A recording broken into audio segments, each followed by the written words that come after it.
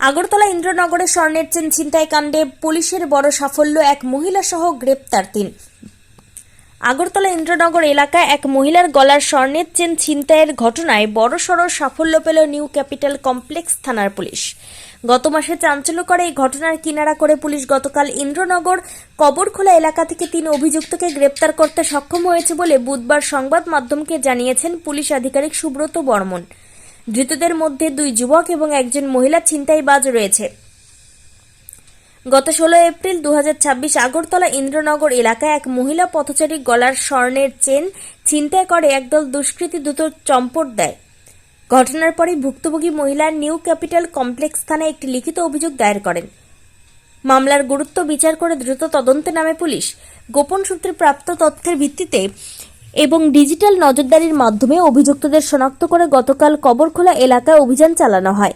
সেখান থেকে মূল অভিযুক্ত 3 জনকে জালে তোলে police. Agartala new capital complex থানার পুলিশ আধিকারিক সুব্রত বর্মন আরও জানিয়েছেন, ধৃতদের কাছ থেকে ছিনতাই হওয়া স্বর্ণের চেনটিও উদ্ধার করা সম্ভব হয়েছে।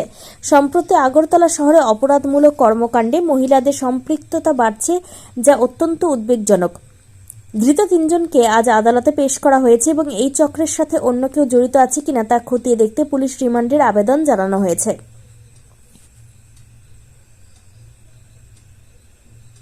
ত্রিপুরা থেকে বিক্রম কর্ম।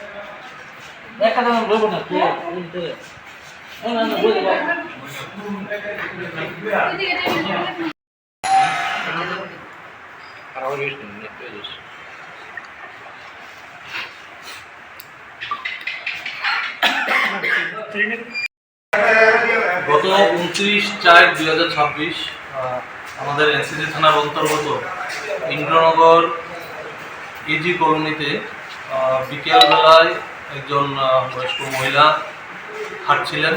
এমন সময় উনি লক্ষ্য করেন 2টা অপরিচিত ছেলে এবং একজন মেয়ে দাঁড়ানো অবস্থায় আছে অনেকক্ষণ ধরে। তখন উনি ওনাদের জিজ্ঞাসাবাদ করেন কেন দাঁড়িয়ে আছে। তখন ওরা ওদের ব্যক্তিগত কাজে এসছে বলে ওনারা ওনার কাছে বলেন এবং ওনারা আইডেন্টিফিকেশনও দেন ওদের। সঙ্গে সঙ্গে মহিলা যখন কথা বলে ওদের সাথে কথা বলে ফিরছিলেন, তৎসঙ্গে ওদের মধ্যে একজন ছেলে মহিলার গলা থেকে একটা স্বর্ণের চেইন স্ন্যাচিং করেন এবং স্ন্যাচিং করে সঙ্গে সঙ্গে রাস্তার পাশে দাঁড়ানো একটা অটো করে ওরা পালিয়ে যায়। তো ওদের মধ্যে 2 জন ছেলে এবং একজন মেয়ের আইডেন্টিফিকেশন মহিলা করতে পেরে এবং অটোটার নাম্বার শনাক্ত করে উনি এনসিসি থানায় একটা মামলা নথিভুক্ত করেন। সঙ্গে সঙ্গে এনসিসি থানার বড়বাবু একটা এফআইআর নিয়ে জয়নাল হোসেন ওসি অভয়নগর আউটপোস্ট ওনাকে তদন্তভার দিলে উনি তদন্তে নেমে গতকালকে অটোটা শনাক্ত করতে সক্ষম হয় এবং বাকি 2 জন ছেলে এবং মেয়ে, যে মেয়েটা ইনভলভ ছিলেন, ওনাদেরকে আইডেন্টিফিকেশন করে ওনাদেরকে অ্যারেস্ট করা হয়। তো পরবর্তী সময় ওনাদেরকে জিজ্ঞাসাবাদ করে আমরা যে স্বর্ণের চেইনটা ছিনিয়ে নিয়েছিল ওটাও আমরা রিকভারি করতে সক্ষম হই। ওটা আগরতলা শহরে বিক্রি করেছিল ওনাদের নিজের প্রপার্টি বলে। তো পরবর্তী সময় আমরা এটা রিকভারি করি। আজকে ওদেরকে কোর্টে পাঠানো হবে এবং এই ঘটনার সঙ্গে আরও কিছু লোক যুক্ত আছে। এরকম অ্যাক্টিভিটি ওরা কন্টিনিউ করছে। গতকালকেও ওরা এসেছিল সেই ইন্দ্রনগর এরিয়াতেই এরকম চুরির উদ্দেশ্যে। তখন আমরা ওইদিকে মোবাইল চলাকালীন আমরা ওদেরকে ধরতে সক্ষম হই। অটোটিকে কি আটক করা হয়েছে? হ্যাঁ, অটোটাও আমরা চেকিং করেছি।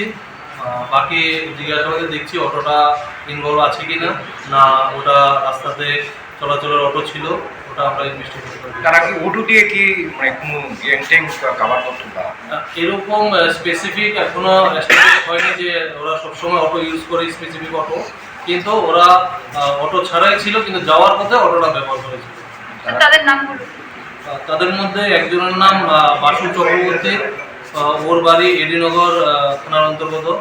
আরেকজন মিস শুভমিতা দে, ওনার বাড়ি আমাদের এনসিসি থানার অন্তর্গত 79 টিলা। আরেকজন অরূপ সাহা, উনি ইস্ট চানমারিতে এনসিসি থানার অন্তর্গত। এই ধরনের ঘটনার সঙ্গে আজকের দিনে মেয়েরাও জড়িয়ে পড়ছে। না, এইটা ক্রাইমের সঙ্গে জড়িয়ে পড়াটা স্পেসিফিক কোনো মানে ডেফিনেশন নেই। তো এখন দেখছি ছেলেদের সাথে মেয়েরাও ইনভলভ হচ্ছে, তো সেই ব্যাপারটা আমরাও খতিয়ে দেখছি এবং ভালো করে ওটার ইন্টারোগেশন চলছে। ওটার পেছনে ওদের কী মোটিভ এবং কী এইম, ওটা আমরা নিশ্চয়ই বের করবো।